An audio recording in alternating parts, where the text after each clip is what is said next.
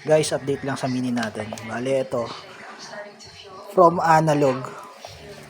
Ayan, analog yung dati kong medyo basag-basag na siya. As in, basag-basag na talaga. Tapos yung mga bracket. So, ayan, putol-putol na rin. So, ginawa ko, pinalitan ko na lang siya nito. Yan. Digital na siya. So, gana lahat yan. Signal lights.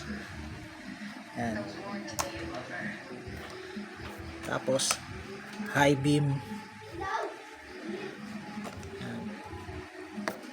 High beam. Tapos, yung gear indicator niya. Bale, primera, nawala yung neutral. Segunda, tercera.